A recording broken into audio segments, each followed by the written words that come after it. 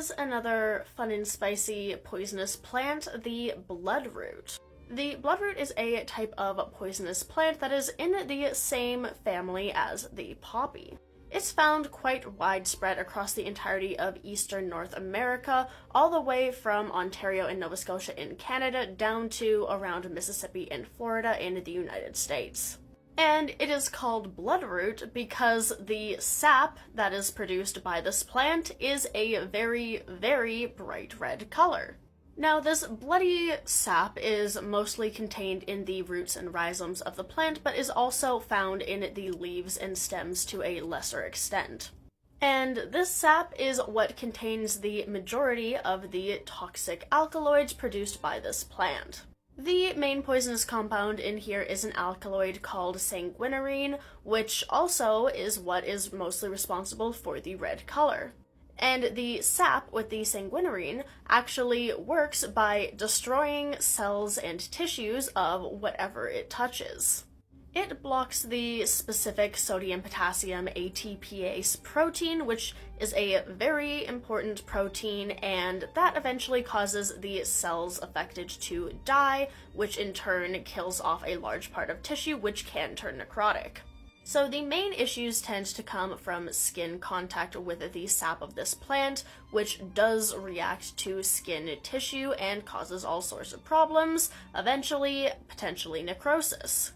Additionally, it is also toxic when ingested, causing nausea, vomiting, and loss of consciousness, potentially, if high enough doses, even death. However, since it does have a very, very bad and painful taste, then the ingestion is not usually an issue because most likely nobody is going to eat it after it starts tasting really bad. Now, this all being said, bloodroot does have some actual uses. Whether good or bad, it's up to debate. Historically, the red sap from the bloodroot was used by indigenous people as a cloth dye because it produced a very nice red shade. But it also does have some traditional uses as an herbal medicine to kind of induce vomiting. For example, if somebody ingested some other toxic material, it was used to kind of purge the stomach of all of that. The kind of bloodroot extract as well as sanguinarine itself have been used in kind of dental products. I did not look into that very much. I don't know if this is legit or not.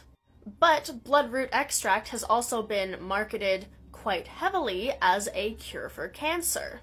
Now, this claim has absolutely no scientific backing whatsoever, and there has been a link found between bloodroot supplements and the development of oral cancer. So instead of curing whatever type of cancer, it may actually be causing cancer in people that take in these supplements. Also, ointment and salves with bloodroot extract have been marketed quite heavily as a cure for skin cancer. By applying the bloodroot extract to the cancer area on your skin, it may in fact kill those cancer cells by virtue of killing all of the other cells around it as well. So it may have slightly more use in that regard, however, that is largely reported to be pseudoscience and hey, please don't do this, you're gonna kill all of the skin cells. So largely, the use of bloodroot as a cancer cure is very, very inadvisable, especially since the areas affected by the bloodroot can quickly become necrotic and cause a whole host of other problems.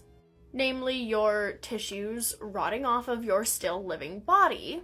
So, while it is a very interesting plant and potentially could have some very, very small benefits when used medicinally, it is not a good thing to do. Do not use this as a replacement for cancer treatments because it most likely does way more harm than good and is in fact pseudoscience. All of the health scams aside, it is still a very interesting plant with a very interesting mechanism of action and toxic properties.